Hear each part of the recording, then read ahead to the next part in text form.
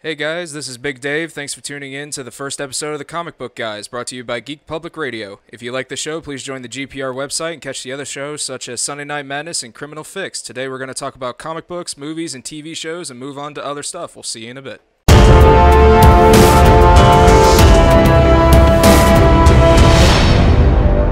Alright, welcome back. Today I am here with my buddy Jeff to talk about comic books. Yes. When I was watching the Geek Public Radio shows, I brought up to Chris one day. I was like, Chris, you guys are a bunch of nerds. Now we're talking Crazy Chris here, by the way. Yes, Crazy Chris. Should clarify that. There's too many Chris's here. Yeah. I was talking to Crazy Chris, and I was like, you guys are a bunch of nerds, and you talk about all this geeky stuff. Where are the comic books? Here. The comic books are here. Yeah. And that's when he was like, you know what? Put your money where your mouth is. You talk about comic books. Ooh. I hate that. Yeah. No. I get you. I understand. I'm not a huge fan of somebody telling me, hey, shut up and do something about it. Because I don't want to do something about it. I want to sit and read comic books. I want somebody else to do something about it. I want to be a silent nerd. I don't want to talk about all of my nerdy shit. That's how you get made fun of. Yeah, exactly. It's not like I sit here and wear like Thor shirts or anything. Come on. Oh, wait. Oh, at least my hat's not like a Superman hat. Right. Wait. Oh, man. Sitting here talking about nerd shit, and I'm still wearing a Star Wars t-shirt. Star Wars t-shirt. Right. So, yeah, it's not like I can say much about it either. So today we were going to talk about current comic book TV shows that were going on. Sure. The Flash, they're going into, what, season 9 now? Is it already season 9? I believe so. That seems about right. Now, I do know that I've been reading a lot of stuff. I have to be honest with you. After a certain point, it was just like... It started to get repetitive. Yeah, most television shows do end up getting repetitive. Yeah. It's like if you, and I know this isn't a comic book, and I'm sorry to bring it up, but if you're a fan of Breaking Bad, it's the same thing every season. Walter screws over Jesse. Jesse ends up forgiving him because Walter's like, "Oh, I need you." So near the end of the season, he's just like, "Hey, I actually do need your help. Can you please come back?" And he's like, "Nope." So. It's usually how it goes. Right. They ran out of idea. No, but like I tried to keep up with the Flash, but after a certain point and lack of cable television, I was unable to. And now I know it's all on Netflix or Hulu or whatever streaming service that I'm sure I have. It's mostly on Netflix now. I think they have up to the last season, while the current season is still airing on the CW. And I think you can get the current episodes as they come out the day they air on TV. Oh, really? On their website. Oh, nice. That's how I was watching them for the longest time. Okay. But once I got to like season 7, I believe, is when I kind of just teetered off and stopped watching. Just also because it felt like it was taking forever for the episodes to come out and move on to the next season. So I actually now have entirely 2.5 seasons to look into. Yeah. I get it. I understand that. The Flash needs his bad guys. Yeah. Somebody that is more difficult to beat. Than your average, I don't know, Lex Luthor. Right. For him. However, the intro to the show, "Hi, I'm Barry Allen. I'm the fastest man alive." No, you're not. You really it has aren't. been proven 9 seasons. Yeah. At this point.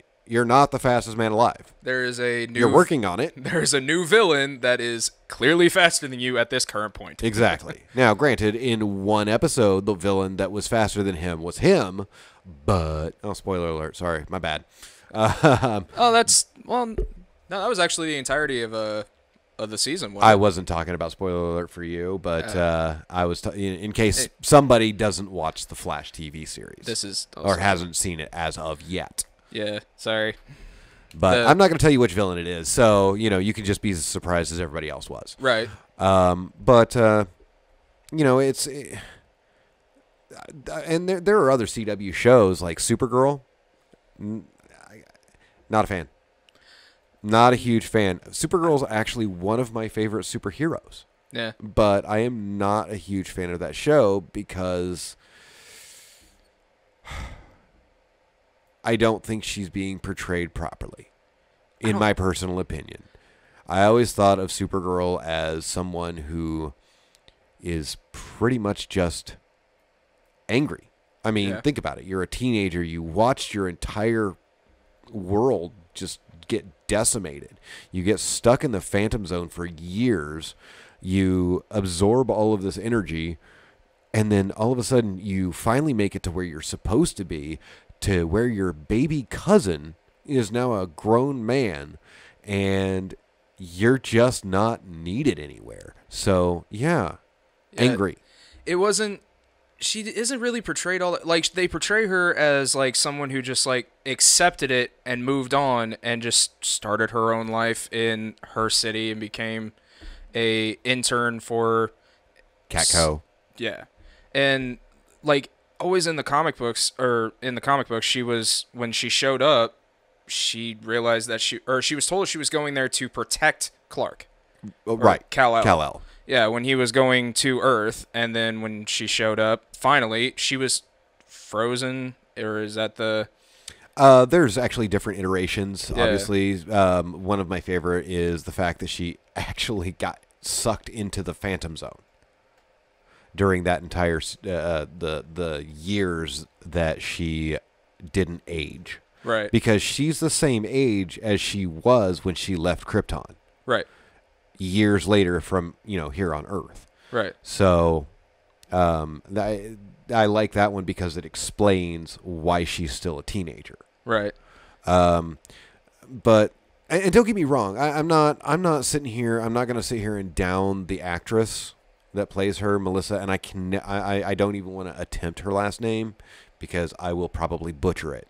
But she's a good actress. I do like her in the role. Yeah. I just wish they would, honestly, make her a little bit more angry. Yeah. She was a Red Lantern for a reason. Yeah. That is... I always actually keep forgetting that part, is that she actually was a part of the Red Lantern Corps. Yeah, she was also a minion of Darkseid for a while. Now, granted, that had a little to do with his mind control, but... Yeah. Very little. To be fair, anytime I do think of the Red Lanterns, all I can think of is the cat. The cat. Yeah, same. Dexter. Is that what his name is? Because Yeah. I could never remember his name. His name was Dexter, but when the Red Ring found him, it interpreted his name as Dexter. Yeah, which actually makes me wonder, why aren't there more cats with Red Lantern rings in the comic books? Those little bundles of hatred. Yes, right. That they'd be too powerful. They Right. had one cat and realized, oh yeah, we probably shouldn't do that again. We were too busy giving Green Lanterns to squirrels. Can you imagine if Brightest Day, Darkest Night, every cat that had passed away got a black ring? I don't even want to think about that. That hurts my brain. Just all the amount of hatred that goes into cats in general. Like, But they are cats. Anyway. I love cats. Cats are absolutely loving. We have way too many at the house right now that they're very, very loving. So I don't hate cats. I'm more of a dog person, Sure. but even my parents have a cat. But if cats are getting Red Lantern rings, does that mean dogs are getting purple? The love blue, or maybe. Which one's blue again? Blue is hope. And you're thinking of Love? I think that's violet. Violet, yeah. Not pink, or Star Sapphire. That's the color they call it. Right. And then you've got Hal Jordan's girlfriend. I can't remember her name. Yes. That actually goes by the name Star Sapphire. Yeah, and she was she joined the Purple Lantern Corps. I know. Oh, did she? Yeah, she. Well, the Purple Lantern Corps is a different group. Yeah, Purple, because violet, same. well, the Purple Lantern Corps is actually comprised of an entire race of people that apparently don't speak any English, because when they're portrayed in the comic books, you don't you can't understand them. Right. You can't understand what they're actually trying to say unless somebody translates. Right. It's all just amounts to gibberish. Really. Right. But lanterns in general, they've actually now have a gold lantern. Right. But that's for like the future Justice League. What is it called? What do they call that? I have not seen anything about that, to be completely honest. It's been a thing for a very long time. They used to have an animated series where Superboy ended up going into the future, and Legion. Yeah. Legion of Superheroes is what it is.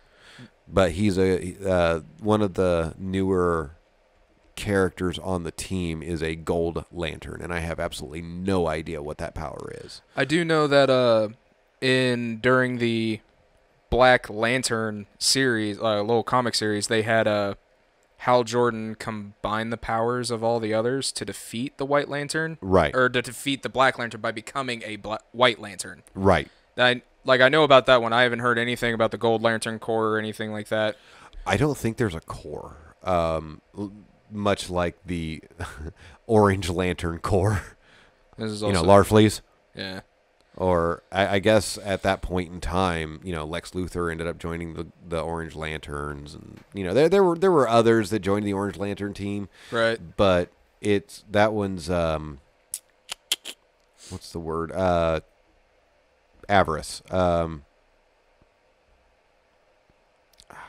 It's mine. It's mine. It's mine. Yeah. Basically. Yeah. So I know, when it comes to, Batman wore a yellow ring once. It worked well with his entire interpretation. Motif, yeah. He used fear as a way to still fight crime. He was never actually corrupted by the yellow lanterns themselves. Right. Green Lantern became a Yellow Lantern during, the Injustice series. Right. And that's actually an interesting take with the Supergirl thing, going back to that with Injustice, when the normal story would be Supergirl showing up on Earth. Kal-El is now Superman. He's watching over the Earth, and he's just the symbol of peace around the world. Well, right. And in the Injustice series, it's completely reversed. Yeah, but she's still kind of following his lead, and then she starts realizing how much the people hate the symbol. Right. So she's like, "That's not right. That's not who we are." Right. The symbol on your chest used to mean hope, and now you're here putting fear into people. Well, it's keeping the people in line. That's not what we do, Cal. Right, exactly. So, yeah, and I agree. I like that take on Supergirl as well. Now, there are other takes on Supergirl that I don't like. There was a point in time, back in the, I don't know, 70s, 80s, early. Right. Where there was a thing between Kal-El and Kara Zor-El. Right. Of course, I don't know at that point in time that they were called cousins. So, who knows? There was a point in time where she fell in love with some dude who turned out to be an intergalactic horse. That was just messed up. Wait a minute, what? You didn't know about that? I didn't know about that one. No. Oh, yeah, that was weird. But again, like I said, this is way back in the day where, if you said boo to somebody, they didn't get well, that's, right. the worst thing you could possibly say to a person, or, they didn't get offended. Right. So, I mean, but even though it wasn't offensive, it was still just weird. Right. Well, I mean, being in love with with a person only to find out they're an intergalactic horse. Yeah. Well, yeah. Well, apparently the horse could shape change, or shape shift or whatever into whatever it wanted to be. And it was an intelligent species. but it was still a horse. Its true form was a horse. Yeah. Still a horse. Yeah. Doesn't matter how many times you scratch that. You can shapeshift into whatever you want. If your true form is a horse, you're still a horse. That's one of the reasons why certain superheroes in the Marvel comics never got with Beta Ray Bill. Because he's still technically a horse. Just with a weird-looking face. Yeah. I mean, but with like the other TV, like Arrow's still going on, I believe. Which I don't understand that, considering Steve Amell left the show. Like I haven't watched it in a very long time, so it's one of those. How are they doing that? Like, did somebody else take up the mantle of Green Arrow? I believe in the series, I know he had, from the crossover event episodes that happened like on The Flash, as I was watching that, they would have these crossover episodes that would be split up into however many parts involved the different shows, with each part being a different episode on their respective show for whatever reason. I know the biggest the big crossover event that they had was the Crisis on Infinite Earth.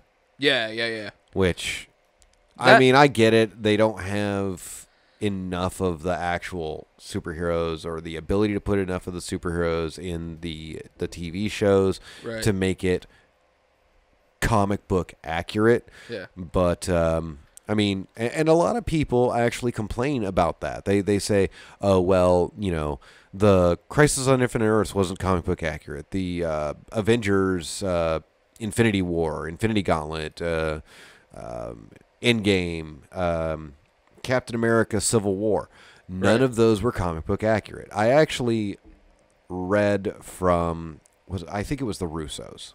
Yeah. That made a lot of sense to me in that scenario. They said, look, you know, first off, yes, we don't have the ability to put every single character in because it'd be muddled. Right. It would just be this big muddied mess. Second, we don't want to be completely comic book accurate when it comes to the movies or TV series or anything, because if it's comic book accurate, yes, the people who read the comic books are going to be happy, but they're not going to walk away with anything. They're not going to walk away surprised.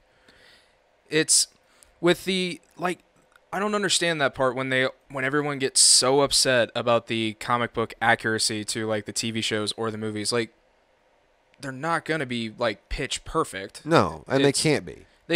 Like some things are physically impossible, and like some things need to be changed a little bit to make them more either realistic, believable, or fit the universe that they're creating. Exactly. And that's why, like, with the CW DC shows, they turned it into, like, every show is its own universe. Right.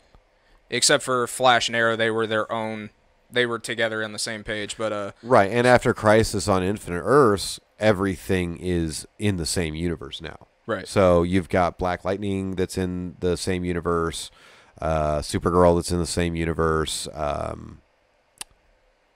my gosh, I cannot remember the name of the character. The lady that had the special necklace that was given to her by her grandmother, I think. Vixen. Thank you. I couldn't remember if it was Vixen or Vexen. It's Vixen, and she has the powers of, like, pretty much any animal. Yeah. She doesn't turn into an animal. She doesn't, turn into a horse and try to seduce people or anything. But, she just, like, her necklace will illuminate a light and she'll call off an animal. I think she has like 4 specifically that she calls from. Right. Like a falcon, a rhino. Cheetah? Yeah, cheetah, which makes her faster.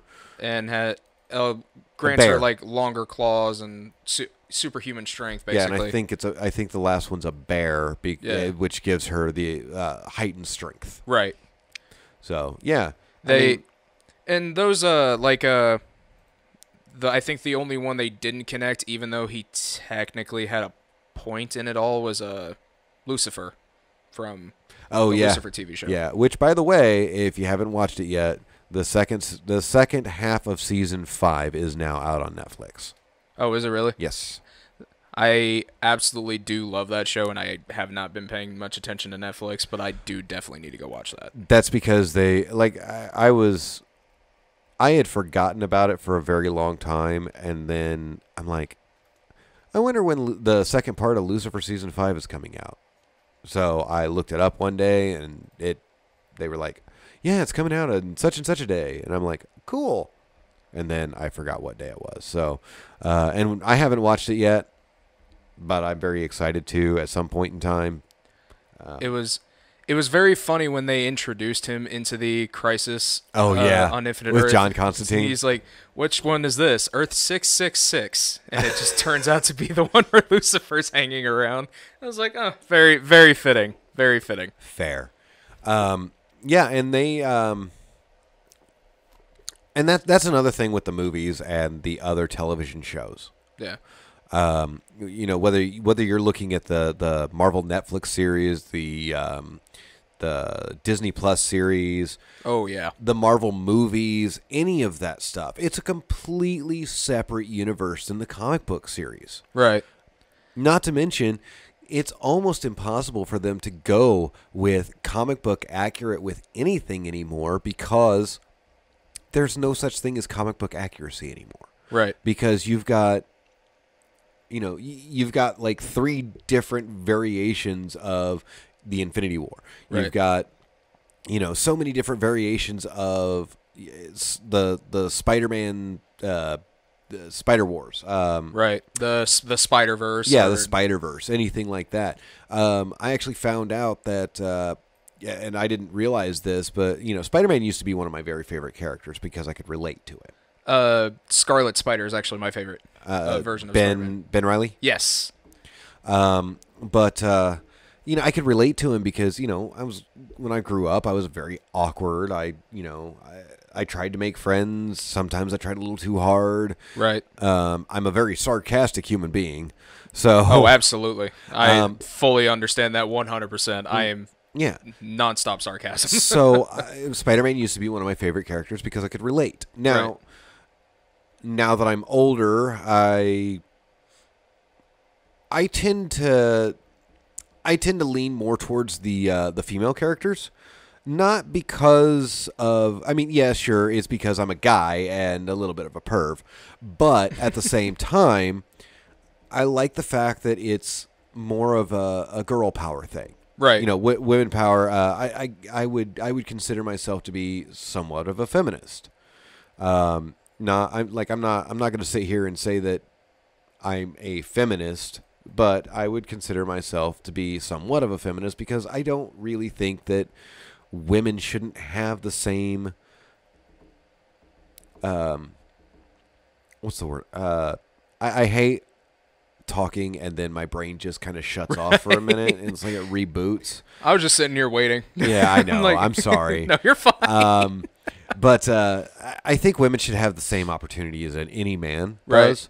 does. Such as I think that Supergirl should have a lot more exposure. Not like physical exposure. I'm talking like, there should be more stuff involving Supergirl than more there emotional is. Drive for her to exactly be part of these shows, like, or at least included into her TV series, like yeah, like the whole more anger thing, just give her something that like makes her lose it a few times. Yeah, it almost seems like the series is about her sister and Martian Manhunter. At this point, yeah, and all of the people surrounding her, and then eventually she swoops in and takes care of whatever business she needs to be taken care of, and that's the end of it. But then they brought in Superman for a season, and he just stayed. And now he split off with his own show of Superman and Lois. Yeah. And but again, like you've got Wolverine. Everybody loves Wolverine. Well, right.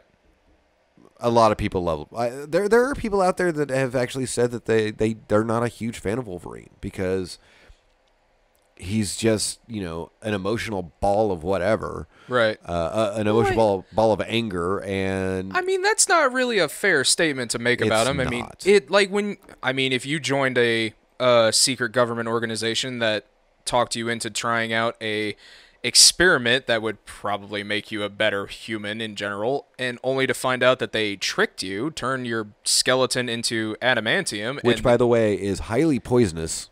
Yeah, it's very poisonous. But like, just having all that done to you, and then for them to try and turn you into a weapon by erasing your memories and then turning you into a mindless weapon for the government, you tend not to be happy about it. I feel like there's a lesson to be learned here. Do not trust the government. Anyway. Yes, that was the massive takeaway from that. But Laura Kinney, the new Wolverine. Yeah. Leaps and bounds a better Wolverine. She has a more compelling backstory, in my opinion. A much worse backstory, a better reason to be angry. Yeah. In my personal opinion, waking up and finding out, hey, guess what? There's 22 others of me. Yeah. I'm going to go ahead and destroy them all because this doctor lady friend of mine said to do that.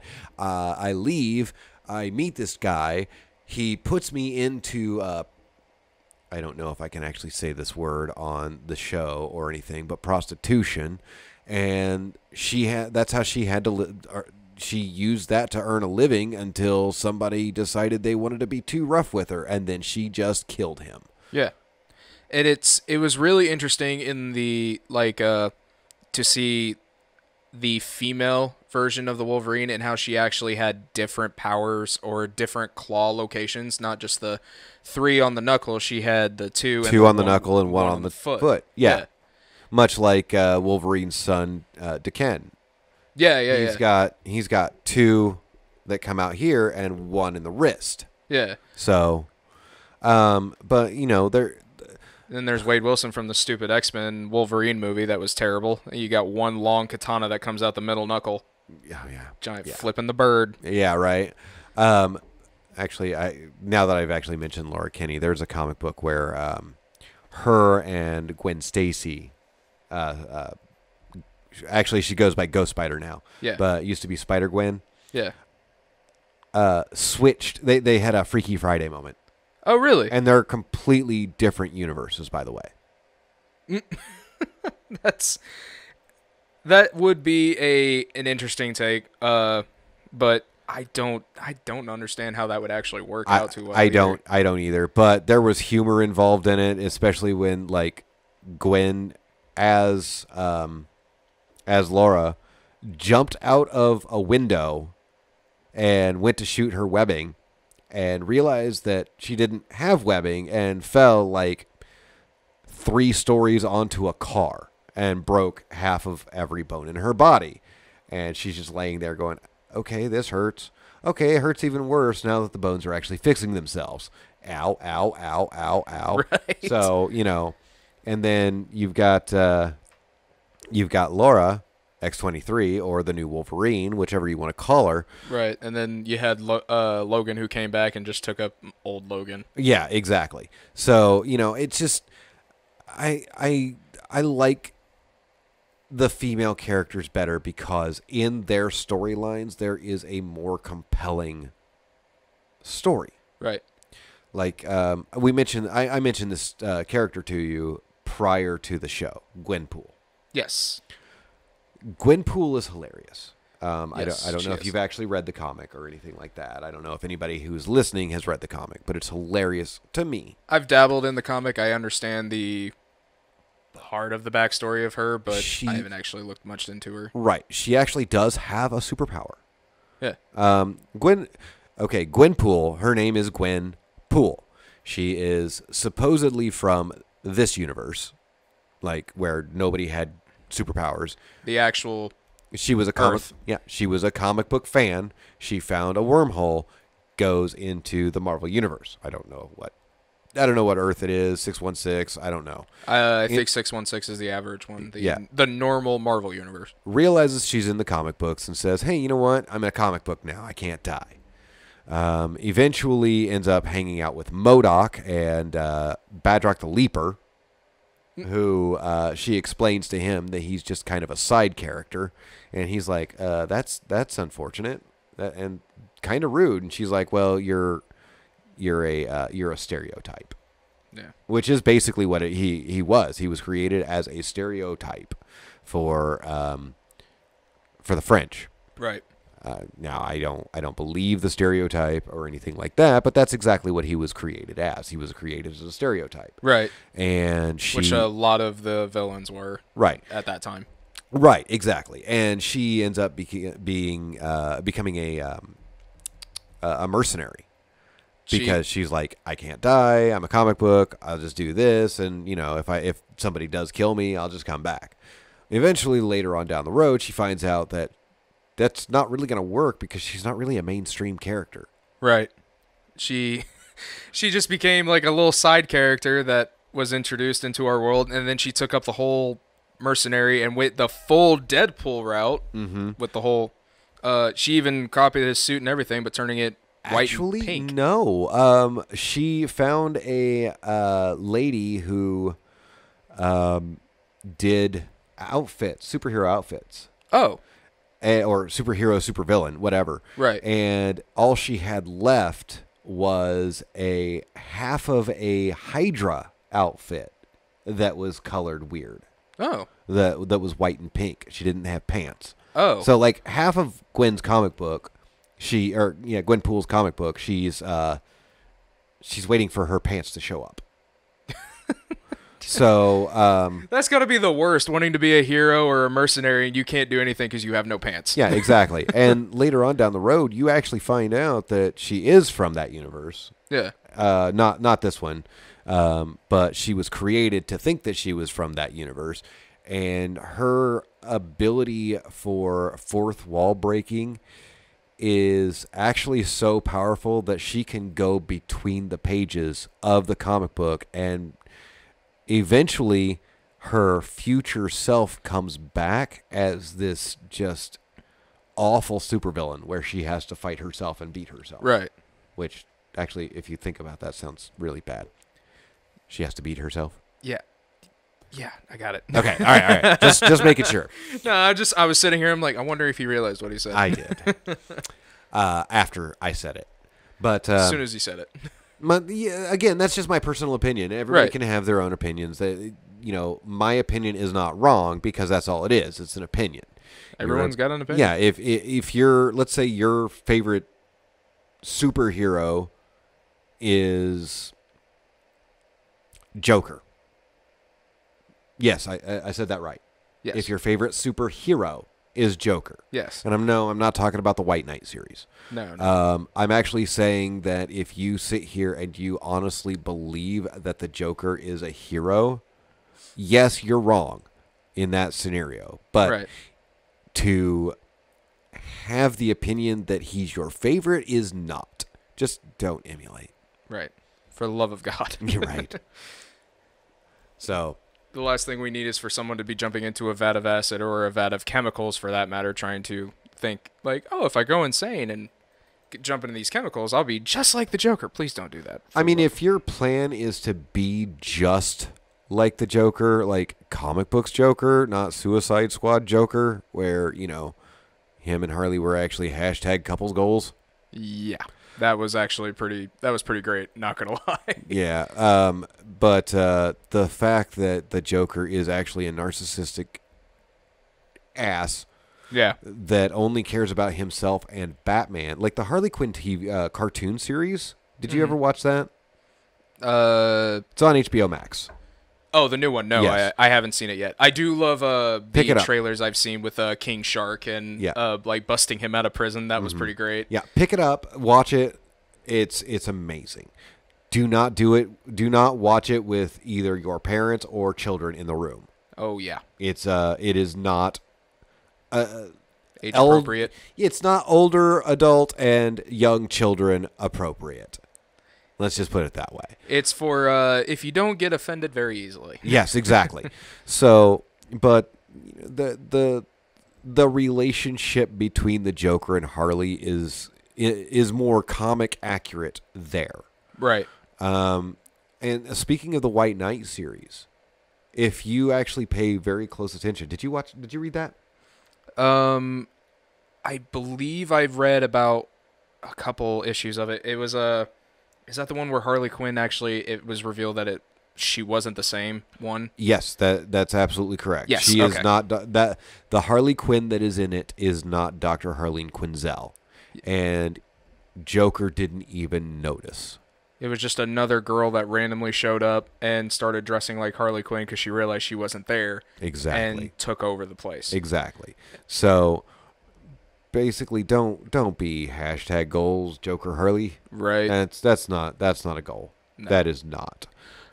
I will say it was pretty. I did see the issue where it was where she did come back, the original Harleen Quinzel. Mm-hmm. The way she showed back up in her original Harley Quinn outfit with the two hyenas was a very cool panel shot, artistically drawn. It was very good. Oh, it is. It is absolutely great. And the Harley Quinn comic book series, Yeah. and her little group. The Birds of Prey? No, that's not the movie. No, that's a movie. Yeah. Yeah. There was an actual Birds of Prey comic, but that's I don't think Harley Quinn is actually involved in that. But the fact is, it's a cool comic. She doesn't, she's not there as just comedy relief, eye candy, Right. whatever. She's not somebody who just takes care or is like, oh, Mr. J, or anything like that. Right. It's she is Very actually, spot on Harley impression. Oh, thank you. But she's. I hesitate to say it this way because it sounds like I'm actually talking about a real person, and I know that comic books and real life are not the same. Don't get it twisted, everybody. Yeah. But Harley is her own individual, Right. in these comics, as opposed to just being part of Joker. Which is actually kind of interesting considering how she was actually started. Yeah, as someone to sidekick. be with the Joker with the animated series. Yes, exactly. I remember I actually remember watching the first episode of Batman the Animated Series when it came out with Harley Quinn. I think I saw the first episode like midway through like the second or third season. I didn't watch a lot of TV when I was a kid, or at least not a lot of comic book TV shows. Well, I mean, I'm not sure how old you are, but I'm 47 and 24. Okay, yeah. I'm 47. My eyes tell everybody that I'm 107, but that's just because, well, life. Right. Life is terrible. Comic Comic books are a good escape. Yes, absolutely. Comic books, movies, TV shows. Any of that. Right. Yes. Where the good guy wins. That doesn't always happen in real life. No. So, anyway, we've been kind of rambling on at this point in time about different comics, different likes, dislikes, whatever, TV shows, movies, and we will get more in depth in all of that in episodes to come. Yes. So, as opposed to just kind of a rambling mess, we will most likely be focusing on specific characters, storylines that those characters are involved in, maybe upcoming TV shows, series, things we're excited to see about this character, where stories are leading, see how those go. We might talk about more than one, talk about one entirely, depending on what information is there for specific characters. Right. And actually our... we'll call him our producer. I'm not really sure what else to call him. Right. He brought something to both of our attention that neither of us knew about. Right. Apparently, there is a new Filipino Captain America. female Yeah. Captain America. Now, I'm not going to sit here and tell you what the name is because I don't remember. I couldn't pronounce it even if you asked me to. Okay. But apparently, it has come out that her name in translated from Filipino is genitals. genitals. Captain Genitals. Captain Genitals. Actually, I don't know if it's Captain, but it's her actual like name. Yeah. And apparently the Filipino community has been roasting the crap out of Marvel for that. So oh yeah, they got destroyed on the social media. Yeah. So if you have an opportunity to look that up, please do so. We will look that up ourselves and maybe have a lot more information for you next time. When our producer brought it up to us, as we were sitting here, he mentioned it, and we both kind of looked at him like, "Wait, what? For real, yo? That's real? You're not fucking with us?" Yeah, it's like having a new Captain Marvel name or Captain Chi-Chi's. Yeah. You know, I feel like that's got to be real somewhere. Yeah, I'm pretty sure it is. There have been some pretty rough I mean, there's all kinds of different like side story characters, even if they were one-offs that Marvel created that were either villain, hero that had completely outrageous names. Like a friend of mine who he reads those kinds of comics, those one-offs and really funny side characters. Sure. There's one who is he's Rainbow Man, I believe. Okay, I'm guessing he. You know what? Go ahead. Finish. He's colorblind, and he really. Yeah. I don't know the full extent of his power. I just know that his actual name is Roy G. Bivlo. Roy G. Bivlo. Yes. As for Roy G. Biv, the colors of the rainbow. That's fantastic. Well, that's okay. There, you know that in the Batman series, there's a character called the Condiment King. The Condiment King? Yeah, he uses ketchup and mustard as weapons. Oh, and I think mayonnaise. God, I hope it's mayonnaise. Yeah, he just squirts it out, guys. That'd be a terrible supervillain. Yeah. Can someone please come get Condiment Man? Because I really don't want to deal with this guy again. No, you guys misunderstood. It's not Condiment King. It's Condom Mint King. Condiment King. No, Condom Mint King. Condiment. No, Condom Mint. Condom Mint. Yes, like the condoms taste like mints. Ah, gotcha. King. That's not mayonnaise. Anyway, go ahead. But Calendar Man, and if you actually look up, like there are a lot of characters that when they created them, the names that they had, like their quote unquote real name, right, was had honestly something to do more with sremember to their superhero name. Yeah, like Ronald G. Mayo or something. You know, I don't remember Condiment King's actual name, but right, or Calendar Man's, or Polka Dot Man. I don't remember Calendar Man's real name. I just remember Calendar Man is actually kind of a creepy character. He's actually in one episode of the Harley Quinn TV, the cartoon. He was a minor villain that had a little side quest in the Batman Arkham games. I remember that. Really? He, in Batman Arkham City, I believe it was, he had a little side quest story that you could do. Mm-hmm. He was out and about in the city. I think he kidnapped a few people, and you actually had to solve a puzzle that involved specific date of the year type of deal. Really? And hacking into things on his little terminals to the locked sections of his building that you were in, everything was a date specifically. And I guess someone looked up those dates to DC comic history, and every date had a significant meaning to Calendar Man and Batman specifically. That's actually pretty awesome. It's really cool how how far those games go into detail. The only thing I didn't like about them was all the Riddler trophies. Yeah. Oh, yeah. They're you have such good games, but as soon as you added Riddler trophies in there, I'm not really. I don't have that kind of time. Speaking of Riddler, yes.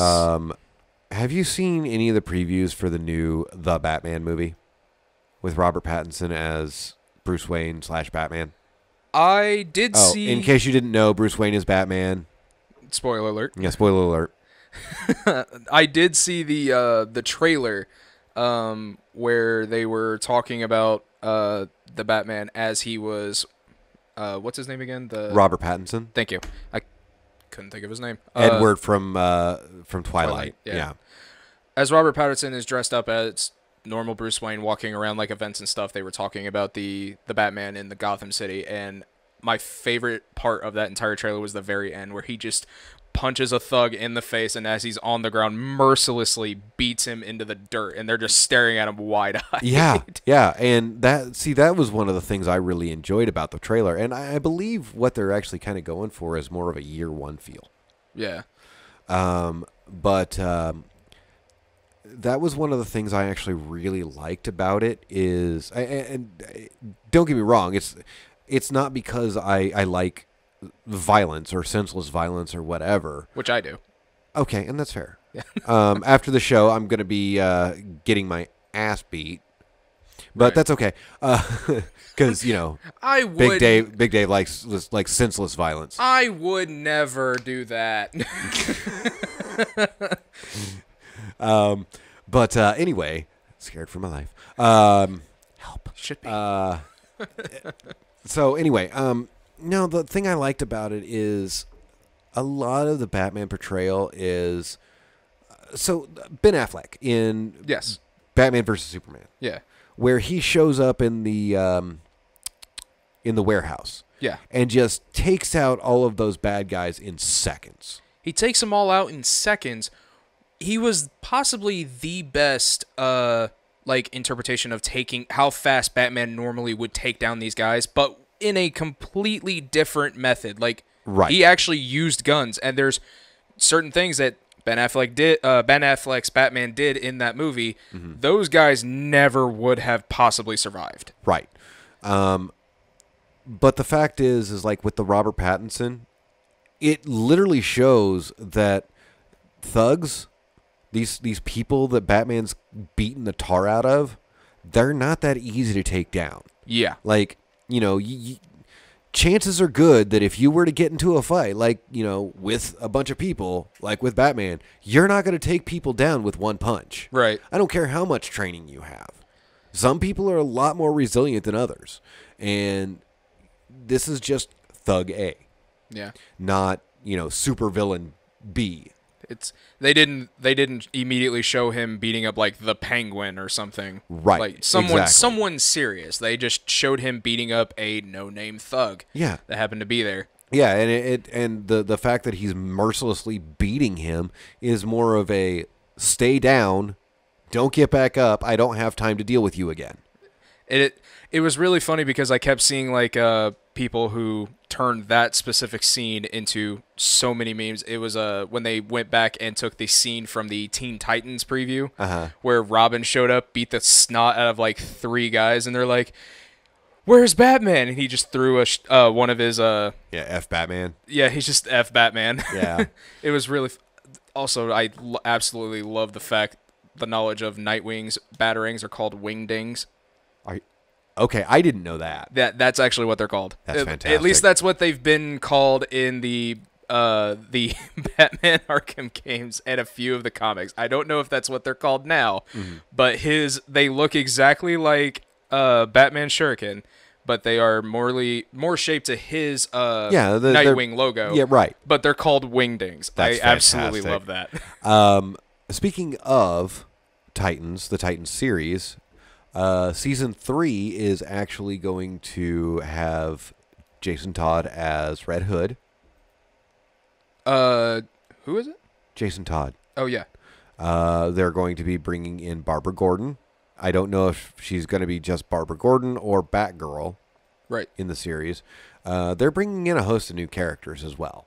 Yeah. So, I mean, I'm very excited for season 3. I was not excited at all to watch Titans because I'm like, again, it's another they're just terrible portray. It's not even really a terrible portrayal. It was mostly because of how they had Starfire dressing in the first season. Because I mean, honestly, she looked like. We all know what she looked like. Yeah, okay. It's not an expensive one. No. And it's not her. It's not Anna Diop. Right. We're not. It was. Yeah. We're not. I'm not talking about her as a person or what she specifically looks like. I'm talking about the outfit that they had her in. Yeah. It was very well compared to what Starfire normally wore. Like even in the animated series, she was wearing a cut crop top and a mini skirt. That was about it. Sure, and that's fair. But at the same time, the Teen Titans live action show that didn't make it any. That particular outfit didn't make the situation better. No, absolutely not. And the fact that it was shiny. Yeah, that was and she a little, wore a fur coat over it, and you just a little off-putting. Yeah, a little bit. But she got better in season 2. Got better still in season. They actually have an outfit for her for season 3. Right. It's very soap opera-y. Yes. But it's soap opera-y with a lot of action. I am interested to see how the portrayal of Jason Todd does go, because with his re-entrance into DC Comics as the Red Hood, following Batman's code to an extent, but going the full gun route, even with like rubber and lead bullets, like either way. I know he took out or his main villain was like the Black Mask for a while. Oh yeah. I don't think Jason Todd actually has a specific villain. He's just there. He has villains. Yeah. Just takes on anybody. whoever. Yeah, anybody who crosses his path. Right. But no, Jason Todd doesn't have any problem with killing. There's a reason why it's Red Hood and the Outlaws. Yeah. There's a comic book series, Red Hood and the Outlaws. Right. Much like the Savage Avengers series that they got going on. Yeah. They had that group of people had no problem killing anybody that they came across. And that's the thing. That's the difference with Marvel and DC. Like everybody, it cracks me up. Everybody's all like, DC movies are so dark.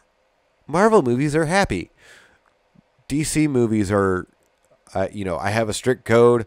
No murder. I mean, violence, absolutely fine. Right. You can't have a comic book movie without at least a little violence. Right. But Avengers, Thor, all of these other characters are like, yeah, I'm going to go ahead and kill these 30 people over here, and we're going to go have shawarma. Sounds like a fun time, guys. Yeah, right. 45 minutes. It's like Marvel, they have, with their heroes, the comparisons between Marvel and DC. DC Comics, they had the whole no one can know our secret identities type of thing. Right. No killing. Right. We always send our people to either a hospital or straight to jail if you manage to take them down without injuring them. Exactly. Marvel didn't have that entire thought process. It was everyone knows who the hero is. Mm-hmm. They are always but that's fine because they're normally always in a government-controlled facility around the Avengers. So they're always in a safe facility. No one's about to come knocking at their door unless they're really well hidden.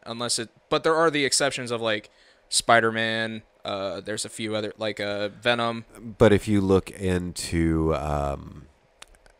we'll go back to it. Civil War. Yeah. The true reason behind the comic book Civil War, it was registration. Yeah. Spidey took his mask off. Yeah. Introduced to the world that he was Peter Parker.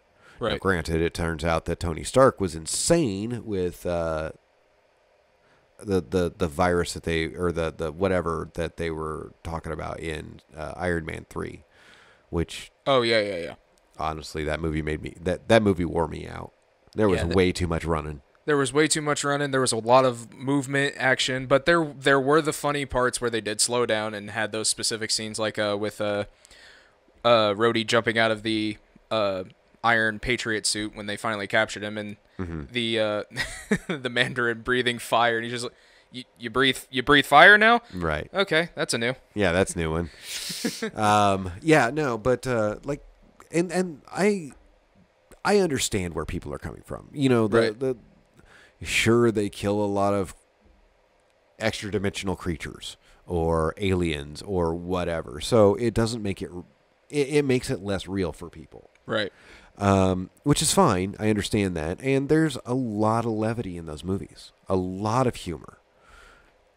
And the reason why all of the we'll call it what it is, the DC fanboys, right, got the Zack Snyder cut of Justice League, which is, I haven't seen it yet, but from what I understand, it's a lot less of the comedy. And it is full-on seriousness. It explains the entirety of the story. There were complete scenes that were completely taken out of the original movie that makes the movie better. You haven't seen it yet. I will tell you right now, buckle up. It's long. I know. It's a 4-hour long movie. When it got to part 2, I was like, how long is it? Oh, crap. Well, I'm already halfway through it. I might as well keep going. But, and I mean, it's fine. You want to like DC over Marvel? Cool. Like DC over Marvel. Right. You want to like Marvel over DC? The movies, comic books, whatever? Right. Do it. You're not wrong for that. There's at all. There's no restrictions here. You can like whoever you want from specific franchises. You can like a franchise more than the other. If you want to stick with one completely, there's no stopping you. Right. And I mean, I have gotten the feeling from you, as I do from myself, I don't have a franchise that I stick with. I like comics. Yeah, that is exactly true. I do know more mainly about Marvel heroes, but I do read DC comics. Okay, fair. There are characters that I do not know a whole lot about when it comes to DC comics, but I do enjoy the DC comic universe, with especially what they did. I started reading DC comics heavily when they brought in the Watchmen into their universe. I say the Watchmen, I really mean Dr. Manhattan. Sure. He, especially since the scene that really brought him into perspective into the DC universe, just had him sitting on the moon by himself, hanging out. So I knew a guy a while back, and I'm not sitting here I'm not bad mouthing anyone. I don't want anybody to misconstrue this, but he was a comic book fan. Mm-hmm. He loved going to the comic book movies. He was even excited about going and seeing certain DC movies, DC franchise. And when Justice League came out, was coming out, or Batman versus Superman, I think it was. The Dawn of Justice, or whatever it was officially called. I asked him, I said, are you excited for Batman v Superman? And he's like, no. I was like, why? And he said, honestly? I said, yeah. Zack Snyder. Okay, did Zack Snyder poop in your cereal today? Yeah, or, you know, what did he do to you? Like he's like, he didn't do anything to me. It's just his movies are crap. And I'm like, I need you to explain that. And he's like, well, I don't really know how to. So, you know, it's just it's a hate on for somebody to have a hate on for somebody. Right. And that bothers me. It honestly, like, Zack Snyder is a good director. Yeah. He is a good director. It's just like, I'm not going to sugarcoat it. Batman v Superman, not the best movie. Not Zack Snyder's fault. Right. That's just how it was portrayed, and they gave him that project. Zack Snyder, no. Zack Snyder had a vision of it, or for it, filmed it. The studio said, no, we want it to be a little bit more like this. And he's like, really? Yeah. So he filmed his vision plus the studio's vision, handed all of the stuff over to editing. Yeah. And the editors gave us what we saw. Whedon got involved. Whedon did reshoots. What? Joss Whedon did reshoots for it. That's what we got the first one. For Batman v Superman? Oh, no, yeah, you're right. I'm sorry. Sorry, our producer was saying that Whedon did the reshoots for that, and I'm like, no, that was Justice League. Yeah. And that was what we got out of that. Plus the fact that it was hurriedly done. Special effects, CG, whatever. Looks like it was done by his a 12-year-old that was into special effects, and he Right. was just getting into it. There was a lot going on there. Yeah, and it was bad. It turned out to be more cartoony than anything. The whole, especially with the whole, I do actually really enjoy their interpretation of Barry Allen Flash in that movie. That he was just a Dork. he was a dork and a young adult, like around my age. That he even said, he's like, I have one rule, and that's not to go faster than the speed of light, because things go backwards and I miss a lot of things up and I don't like doing it. Right. It's a massive problem I have. And then during that scene, spoilers for anyone who hasn't seen it themselves. Are you, this is from the Zack Snyder, because that's not from the Joss Whedon version. Oh, is it? Yep. I'm going to stop talking because you haven't seen it yet. You know what? Never mind. No, don't. You don't have to stop talking. I don't have any problems with spoilers. You sure? Yeah, go ahead. There's a scene with Cyborg trying to uncombine the mother boxes to stop Darkseid's takeover of the planet. Okay, Well, that's actually in the Whedon version. yeah. Okay, and then there's it fails right before Barry Allen can actually get to the mother box, and they don't have enough time for him to get there to push or to touch it and give it the jolt of electricity. Okay. The jolt of power that it was required to actually separate them. Sure. So when Barry realized that the explosion was happening, he started vibrating at an incredibly fast rate, and he stayed there in a completely empty void as everything around him was destroyed. Nice. And that's when he got into a running start, and he's like, you got to do it, Barry. You got to break the one rule. You got to break it, go faster than the speed of light. And yeah, that's definitely in the that Zack Snyder version. yeah, he's just started running, and everything just as it formed back. It was really cool to watch it from the special effects as they made that scene possible. See, now I want to. I may just not work tomorrow and sit there and watch that all day. It is definitely worth the watch. Yeah, it's not worth me missing a day of work just to do that. No, it's not worth that. I need to be paid. I need a paycheck. Yeah, yeah. Yeah, I am excited to watch it. I do want to see it. I understand that, like you said, it explains a whole lot. It makes the movie. I don't want to sit here and say watchable, because I can watch the original Whedon version. I cringe a lot, especially with the Barry falling onto Wonder Woman and accidentally touching her breasts. That was very cringy. I found it a little funny, but at the same time, it was very cringy. funny, but it was very cringy. It was one of those just like, oh, jeez. Well, it's almost like, so, I'm gonna go way back, old school with Joss Whedon. Yeah. Buffy the Vampire Slayer. Buffy the Vampire Slayer. He was out there saying how he is a feminist, like just straight up feminist. Right. He believes in girl power. He believes in this, that, and the other thing. And I'm like, dude, that's awesome. I like this guy. Right. Flash forward to his version of Justice League, and literally that scene in and of itself basically made Diana, Wonder Woman, whatever you want to call her, just boobs.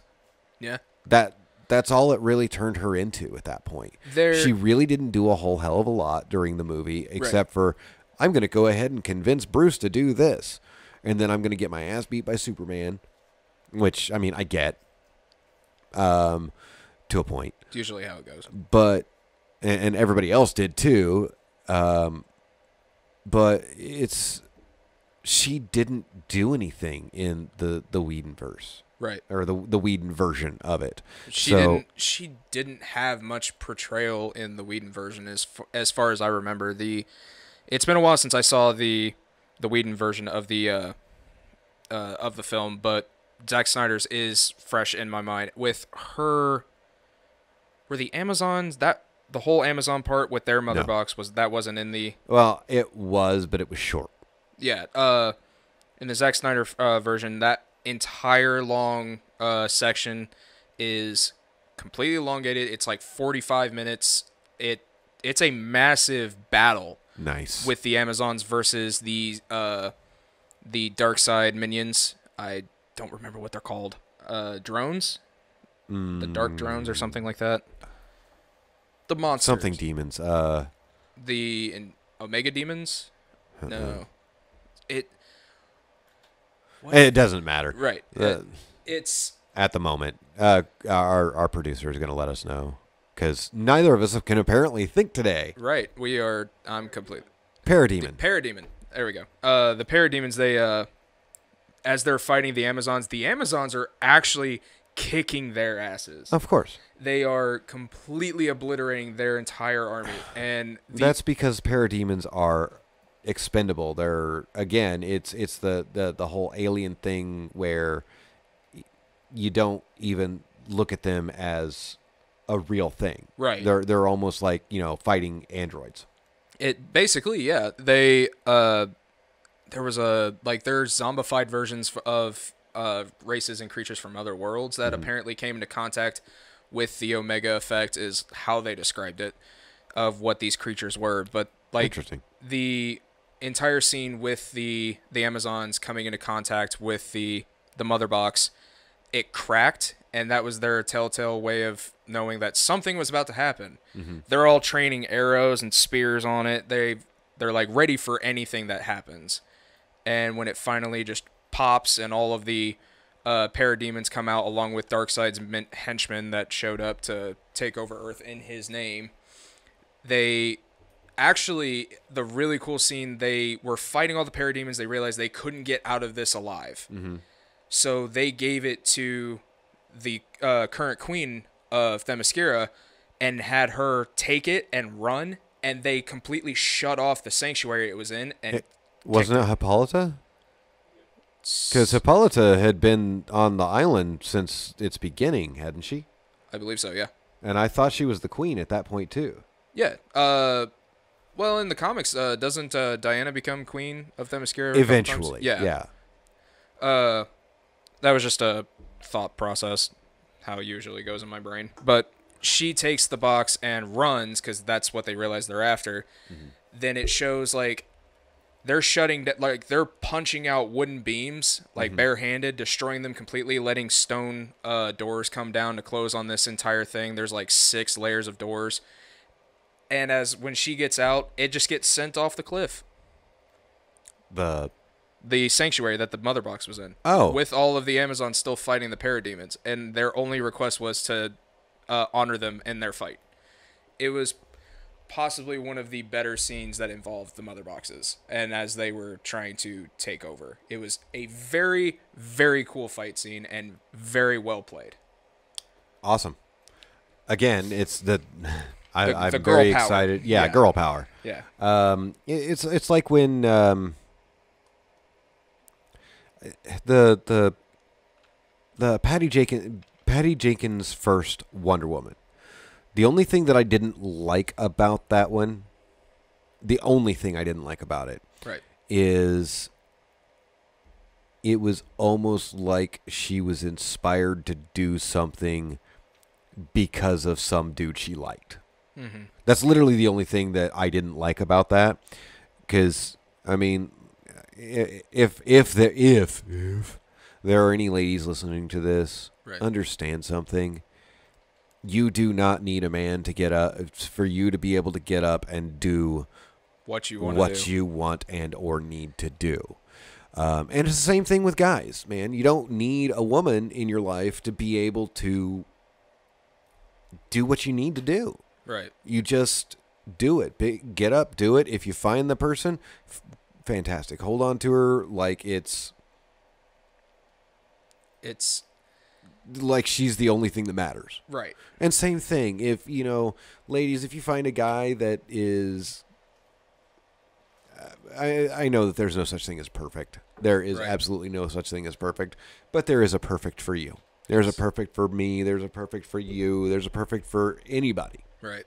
If you can find somebody that's perfect for you, whether it be a guy, girl, tree, I don't care. Just... be happy. Be happy. That's all we want.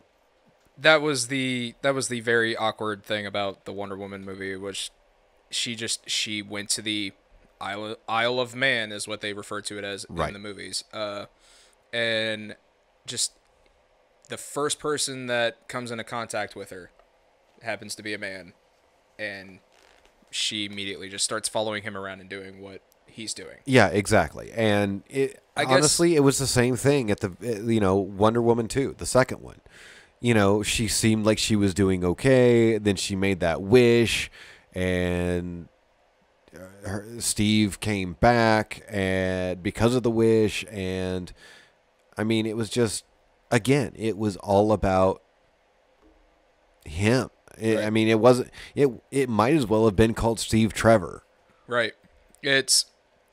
She was heavily. The movie was heavily about her for the first 20 minutes.